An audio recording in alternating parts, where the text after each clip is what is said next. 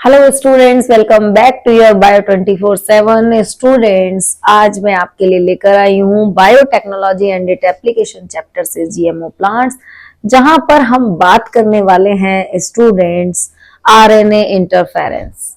RNA interference we can also say that it is gene silencing. इसको आप mRNA silencing भी कहा जाता है। इसके अदर अदर नेम है जिसके बारे में आपको आज मैं बताने वाली हूँ।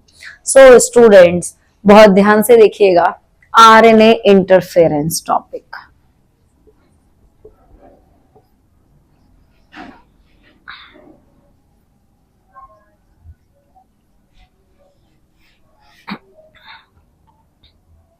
We can say it like that, and gene silencing also,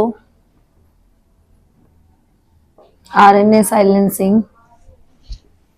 अब इतना तो मुझे यहाँ समझ में आ रहा है, टेक्नोलॉजी की हेल्प से आरएनए का इंटरफेयर किया गया है या किसी आरएनए को साइलेंस किया गया है ताकि उसका एक्सप्रेशन रुक जाए। एक्सप्रेशन अब रोकना क्यों है वो हमें इस टॉपिक में जानना है। स्टूडेंट्स, इस टेक्निक का यूज फर्स्ट जिन साइंटिस्ट ने किया था वो थे एंड्रयू फायर एंड ग्रेग मेलो।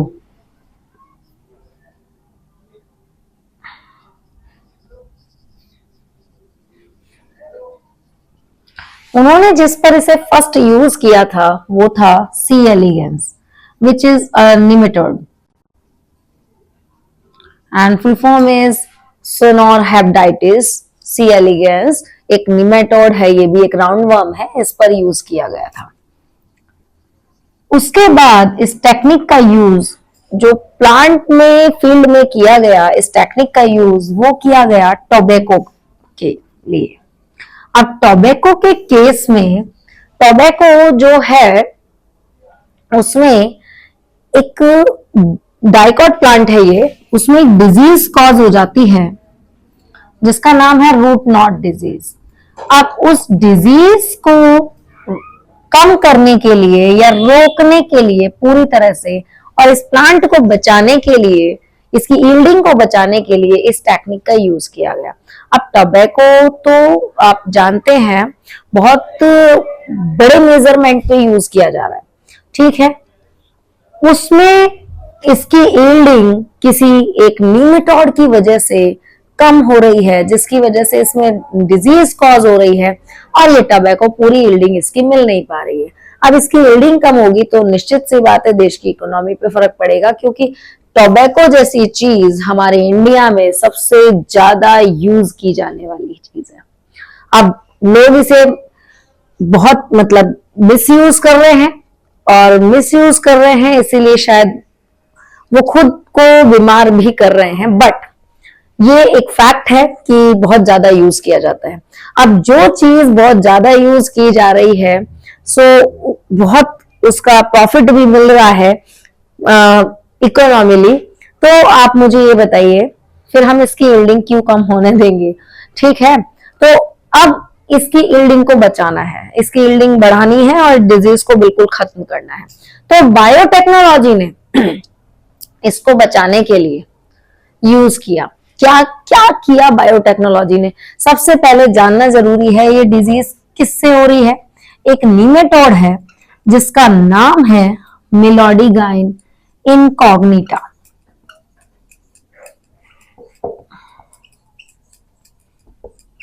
ये है एक नीमेटोड जो ये डिजीज कॉज कर रहा है।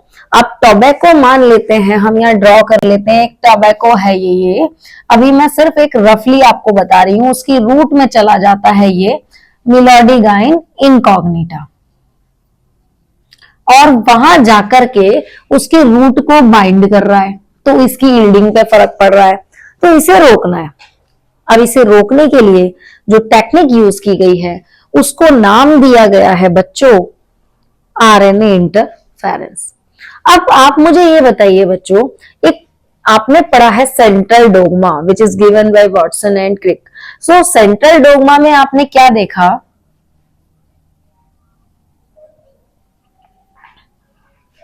DNA to RNA and RNA to protein, this procedure which followed, and in this process DNA to RNA and RNA to DNA. यहाँ पे क्या है, हम सेंट्रल डोग्मा को देखते हैं, ये रिवर्सिबल है, लेकिन अभी मैं आपको सिर्फ आरएनए के टर्म्स में समझा रही हूँ। डीएनए से आरएनए, आरएनए से प्रोटीन। अगर डीएनए से आरएनए जब बना, उसे ही इंटरफेयर कर दिया गया है, उसे रोक दिया गया, तो क्या प्रोटीन बनेगा? नहीं। उसका एक्सप्रेशन आएगा? नहीं। तो यानी कि डीएनए से जब आरएनए बन गया है, उसी को वहीं स्टॉप कर देना है। This is the procedure. और इस प्रोसीजर को एक यूज करने की वजह यूकैरियोट्स में बताई गई है। It is a natural defence mechanism in eukaryotes. It is, this technique is natural defence mechanism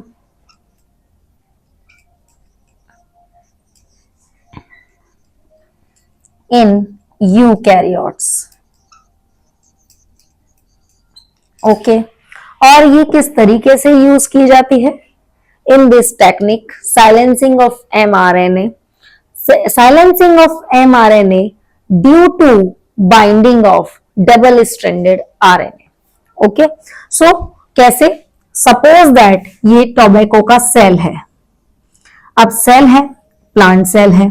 plant cell में कौन बैठा हुआ है? न्यूक्लियस। मान लेते हैं ये है हमारा सेल। सेल में कौन है? न्यूक्लियस। ये बेसिक नॉलेज है आपकी, बिल्कुल। इसको तो आप मतलब बहुत पहले सीख गए होंगे।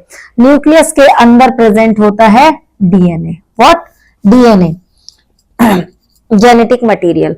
अब क्या हो रहा है, हम इस डीएनए को बाइंड कर रहे हैं किसके साथ? इसके अंदर जो जेनेटिक मटेरियल बैठा हुआ है, अंदर जेनेटिक मटेरियल को बच्चों बाइंड किया हमने डबल स्ट्रैंडेड डीएनए के साथ। अब ये डबल स्ट्रैंडेड डीएनए कहां से लिया गया? प्लांट के केस में लिया जाता है Ti plasmid as a vector. अब इस टीआई प्लाज्मिड से इंट्रोड्यूस करवाया हमने किसको? डबल स्ट्रैंडेड डीएनए को। अब ये डीएनए सेंट्रल डोग्मा को फॉलो करेगा और क्या बनाएगा? Double stranded RNA. ये क्या बना रहा है? Double stranded RNA. अब डबल स्ट्रैंडेड आरएनए बच्चों, जो बेसिक नॉलेज था वो आपने सीख लिया है। मैं इसको रब कर दे रही हूं ताकि मैं आपको बता सकूं कि एक्चुअल क्या हो रहा है। डबल स्ट्रैंडेड आरएनए बना। अब ये जो डबल स्ट्रैंडेड आरएनए है, इसके दो स्ट्रैंड है। इसके दोनों स्ट्रैंड में एक स्ट्रैंड होता है सेंस और एक होता है एंटी सेंस। जब आरएनए डबल स्ट्रैंडेड बन जाता है, उसी टाइम यहां पर कौन सा प्रोटीन एक्टिवेट हो जाता है? उसको चॉपर भी बोल सकते हैं, जो इस डबल स्ट्रैंडेड आरएनए के टुकड़े करेगा। डाइसर प्रोटीन कहते हैं उसे। ठीक है, अब यहां पर इसी पोजीशन पर आएगा कौन? Dicer protein. डाइसर प्रोटीन जो कि टुकड़े करेगा। Work does a chopper, slicer dicer protein. तो यहां पर इस आरएनए के छोटे छोटे टुकड़े हो जाएंगे। डबल स्ट्रैंडेड आरएनए के छोटे छोटे टुकड़े हो जाएंगे। अब आप ये बताइए, जब इस आरएनए के स्मॉल स्मॉल पीसेस हो गए हैं, इसमें अब जो एमआरएनए है हमारा, जो मिलोडिगाइन इनकॉग्निटी का एमआरएनए है। अब सोचो, इस प्लांट पे अटैक किया किसने? मिलोडिगाइन इनकॉग्निटा ने अटैक किया। जब अटैक करेगा तो उसका जेनेटिक मटेरियल एमआरएनए है ना, उसका जो एमआरएनए है उसके स्ट्रैंड से बाइंड कर जाएगा हमारे ये जो टुकड़े हैं छोटे छोटे, ये टुकड़े उनका एंटीसेंस स्ट्रैंड इससे बाइंड कर जाएगा। तो उसका जो जीन एक्सप्रेशन है उसको साइलेंट कर दिया उसने, यानी कि वो बाइंड हो गया किससे? एंटीसेंस स्ट्रैंड से। और एंटीसेंस स्ट्रैंड से बाइंड होने के बाद उस निमेटोड का जो एक्सप्रेशन था, जो डिजीज कॉज करने का जो वे था, वो वहीं पे आरएनए साइलेंसिंग से रुक गया। तो अब मिलोडिगाइन को रोक दिया गया, तो उसका जीन एक्सप्रेशन होने से ही रोक दिया गया। तो क्या हुआ? हमारे जो टोबैको की स्पीशीज है वो बच गई। हमारा टोबैको बिल्कुल सेफ है। अब उसकी हाई यील्डिंग होगी और हमारे पास टोबैको बनके आ जाएगा। स्टूडेंट्स, एक बार और मैं आपके लिए इसको रिपीट कर देती हूं। तो स्टूडेंट्स अगेन हम देखते हैं, आज हम पढ़ने वाले हैं RNA interference. RNA interference technique का यूज जो यूकैरियोट्स होते हैं वो as a natural defence mechanism use करते हैं। स्टूडेंट्स इस टेक्निक में क्या होता है कि जो आपका सिंगल स्ट्रैंडेड आरएनए है वो डबल स्ट्रैंडेड आरएनए से एक इस फॉर्म में आ जाता है कि उसकी साइलेंसिंग कर दी जाती है, उसे रोक दिया जाता है। सो स्टूडेंट्स यहाँ पर हम जो एग्जाम्पल लेने वाले हैं, सबसे पहले तो साइंटिस्ट एंड्रियो फायर और ग्रेग मेलो ने सी एलिगेंस पर इसे यूज किया था। सी एलिगेंस एक निमेटोड है जिसका फुल नेम अगर आप जानना चाहते हैं तो सिनोर हेपेटाइटिस है, राउंडवर्म है, एक निमेटोड है। उसके बाद क्या हुआ कि इसका यूज एक और निमेटोड पे किया गया जो कि टोबैको की यील्डिंग, जो कि हमारा डाइकोट प्लांट है, उसकी यील्डिंग को कम कर रहा था, उसमें एक डिजीज कॉज कर रहा था। अब उस डिजीज को रोकने के लिए हमें बायोटेक्नोलॉजी की मदद लेनी पड़ी और उस टेक्निक को कैसे यूज किया गया, उस निमेटोड के आरएनए का जीन एक्सप्रेशन साइलेंस करके या उसे रोक कर, ताकि वो डिजीज कॉज ना कर पाए।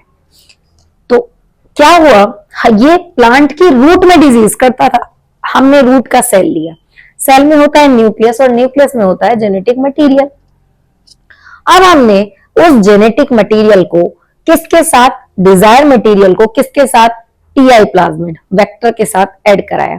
वो जो टीआई प्लाज्मिड है उसने इंट्रोड्यूस किया डबल स्ट्रैंडेड डीएनए। ठीक है, अब वो डबल स्ट्रैंडेड डीएनए क्या बना रहा है, सेंट्रल डोग्मा से डबल स्ट्रैंडेड आरएनए बना रहा है।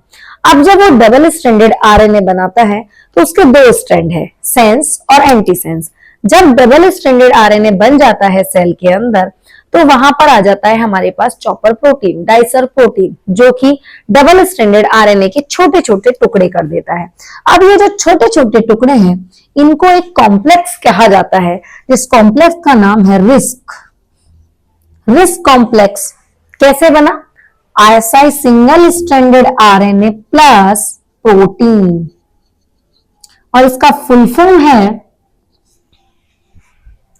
RNA inducing silencing complex. RNA induced silencing complex, RNA induced silence complex. अब क्या होता है, प्लांट सेल में एक कॉम्प्लेक्स बन गया है जिसका नाम है रिस्क। अब जब ये निमेटोड मिलोडीगाइन इनकॉग्निटा जिसकी हम बात कर रहे हैं, ये प्लांट की रूट में जाके अटैक करता है और पैरासाइट की तरह घुसता है, तो क्या होता है, जब उसका एमआरएनए से ये जो कॉम्प्लेक्स हैं इनका एंटीसेंस स्ट्रैंड जुड़ता है तो उसके साइलेंस उसको रोक देते हैं काम करने से, यानी उसको अपने प्रोटीन या एक्सप्रेशन बनाने से रोक देते हैं। प्रोटीन को तो बाइंड कर दिया है तो जीन एक्सप्रेशन आगे आ नहीं पाता, और जब वो जीन एक्सप्रेशन आगे दे ही नहीं पाएगा तो हमारी टोबैको को क्या ही डिजीज होगी, कोई डिजीज नहीं होगी, और मिलेडिगन इनकॉग्निटा फेल हो जाएगा अपने वर्क को करने में और हमारी टोबैको की यील्डिंग हो जाएगी। यहां पर जो याद करने वाले क्वेश्चन है वो है साइलेंसिंग किस मैकेनिज्म पर बेस्ड है, ये natural defence mechanism in eukaryotes, Meloidogyne incognita used as a parasite.